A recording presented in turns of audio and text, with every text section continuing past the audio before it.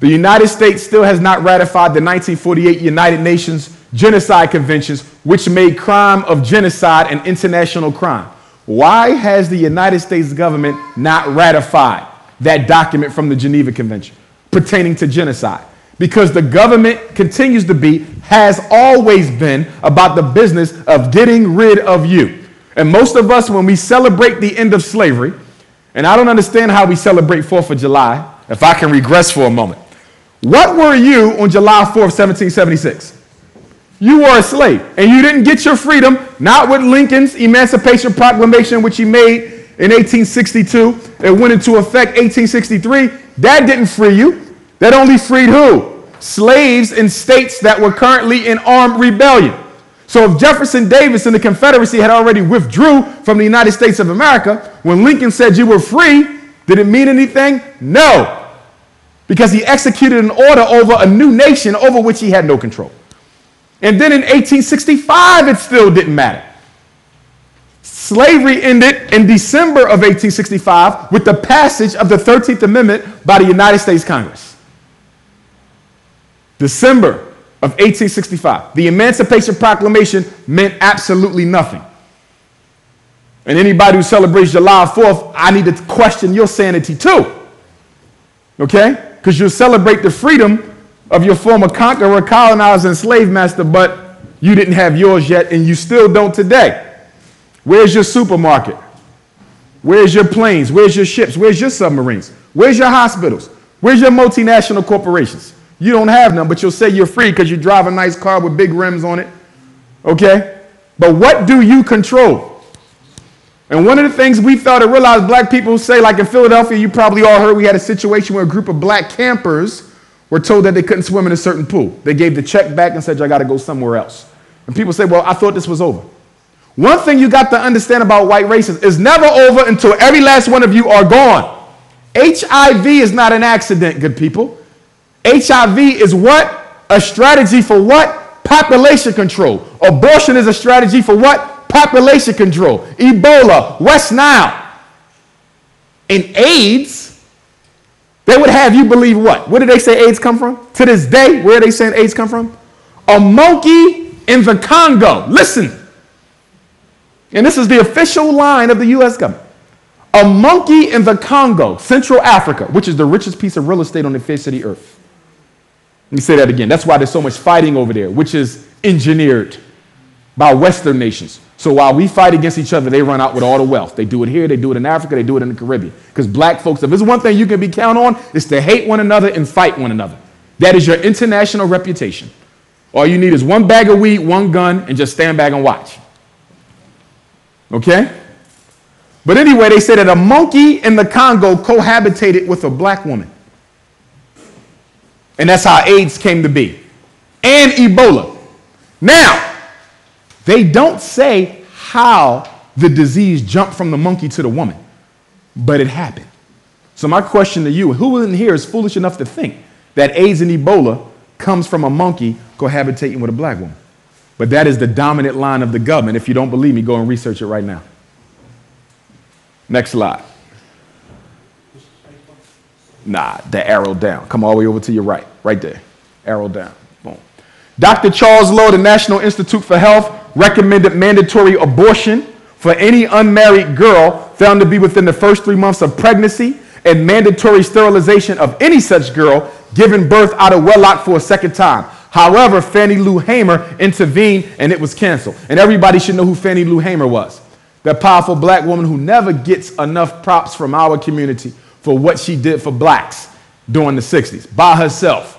Death threats, beatings, etc., etc. And Fannie Lou Hamer found out about this attempt that was supposed to be pushed through Congress to force black women to get abortions. And she intervened, and it went what? Pushed underground. Because anything that they start, they always finish. In fact, before he became president of the United States, junior senator from Illinois, Barack Obama, also just engineered a bill before he got elected, okay, that puts X amount of millions of dollars directly into programs aimed at giving abortions to black teenage girls, okay, not preventing pregnancy. I don't want y'all to confuse what I'm telling you.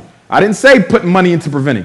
It is to put money into programs that will have teenage girls get abortions. And that's Barack Obama, who's a whole nother topic. I'm not going to get into him because most of y'all couldn't take the truth if you knew it. Next slide down. I'm not going to do it.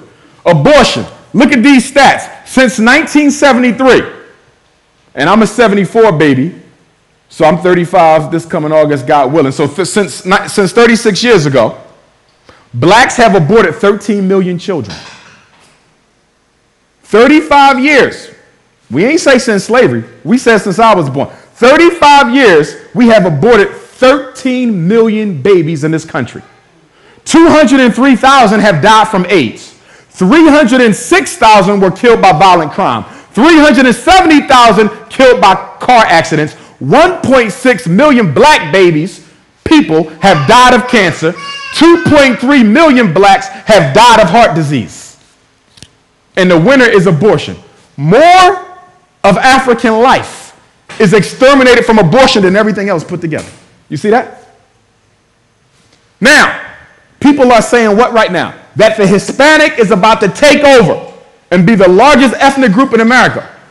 Yes, because you keep killing your babies. Had it not been for them 13 million abortions, the Hispanic would not be outstripping the African. But I don't want you to focus on that anyway. Because what is a Hispanic? The word Hispanic comes to us when? In 1970. By who? The United States Census Bureau. For what purpose?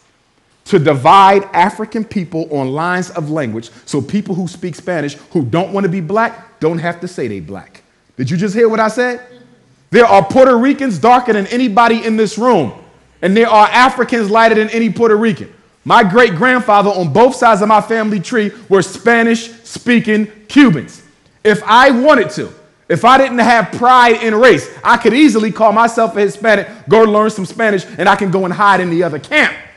See, nobody's proud to be black anymore because we're losing. We're on the bottom.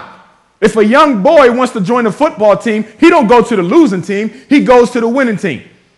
And if the winning team won't take him like he is, he will manufacture a new identity so he can fit in. Do you understand what I'm saying? Is it foreign to you? Next slide. Black women are 3 times more likely as white women to have an abortion. Why? Why are black women, and this is controlling for socioeconomic status, because somebody want to say, well, it's because they're poor. No, this controls for socioeconomic status. So a poor black woman is still 3 times more likely to have an abortion than a poor white woman. Do you want to know why? Because unconsciously, subconsciously, when you hate yourself, as we have been taught, the last thing you want is to see something else that looks just like you. And we go through great lengths to get rid of it. Michael Jackson, much respect to him, is a firm example of what self-hatred can do to a person. And I got a lot of respect for Mike. Although I dislike the fact that he married outside of his race, although I dislike the fact that he glorified white people, I respect him for being a musical genius. Michael Jackson was murdered by the music industry because he did not want to sell back the rights to the Beatles' music. You heard it here. If you don't believe me, go research it. In fact, last week, the LAPD said that they're going to start treating his death as a homicide, which is what I said the first day I knew he was murdered. A black man owns the rights to the music of the most successful white band in American history, and he owns some of Elvis's material. He was smart enough to know that the money in the music industry is not in making the song, it's in controlling the product. Michael Jackson was not broke by a long shot. He didn't have a lot of cash, but he had a lot of wealth. And they tried to force him to liquidate his wealth into cash, and he said, I would not do it. So when he was offered to do 50 concerts in Europe, nobody knew they would sell out in one day, 1 million tickets in less than 24 hours. But because it did, that was going to allow Michael Jackson the opportunity to make the $400 million that he was in debt for, pay it off, and keep the rights to the Beatles' music. So if they wanted to get the catalog back, they had to do what? Kill him before the tour started. And that's exactly what they did. It's the same thing they did to Sam Cooke after he told Malcolm and Martin that he was going to finance the civil rights struggle of the 60s. And he was the first major black artist to own his own publishing. Did you know that? Next slide. It's all social engineering. Anything I say, I can prove it. Every day, more than 1,400 black babies are aborted in the United States. Did you know that?